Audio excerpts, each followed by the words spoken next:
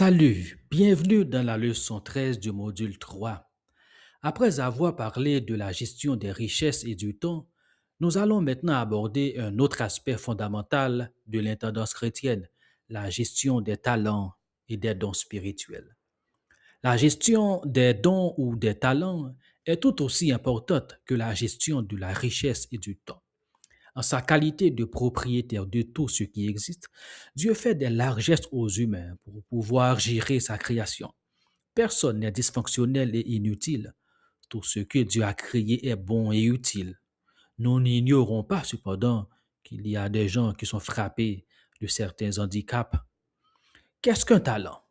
Un talent se définit comme étant une aptitude, une habileté ou une capacité naturelle ou acquise. Les talents sont des aptitudes naturelles que Dieu donne indistinctement à chaque individu vivant sur la terre. Ils constituent ce à quoi vous êtes appelés à bien faire dans la vie. Ces talents sont destinés à quatre choses essentielles.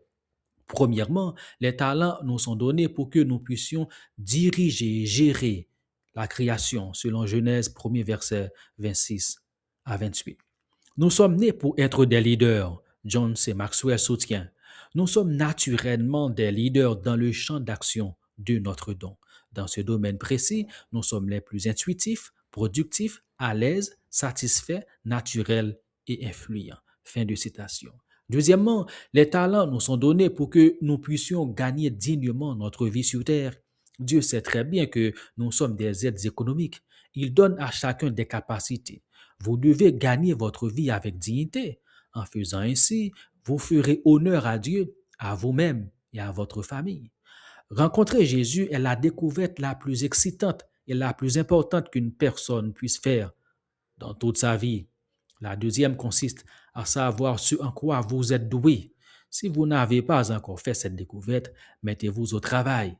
C'est une quête passionnante. Vous êtes un original. Ne finissez pas comme une copie. Troisièmement, les talents sont destinés à être utiles à l'humanité. Ce point est crucial. Vous faites partie d'un monde peuplé d'environ 8 milliards d'habitants. Chacun d'eux a une contribution à apporter au service de toute l'humanité. Vous ne marquerez peut-être pas l'humanité à grande échelle comme Jésus ou Martin Luther King Jr., mais vous impactez là où vous êtes avec ce que vous avez en main. Rick Warren souligne. Vous n'êtes pas seulement là pour consommer des ressources naturelles et occuper de l'espace. Dieu vous a créé pour que votre vie fasse une différence. Il ne vous a pas créé simplement pour vous permettre de profiter de la vie au maximum, mais pour que vous apportiez quelque chose sur la terre. Fin de citation.